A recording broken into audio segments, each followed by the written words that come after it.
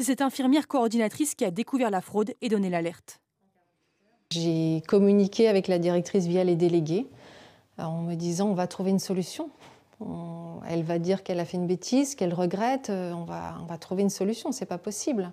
Et la seule réponse que j'ai eue, c'était un licenciement pour faute lourde. J'ai fait ça pour les familles et pour les résidents, même si je savais qu'éventuellement je pourrais sauter. Elle signale l'affaire à la gendarmerie voisine.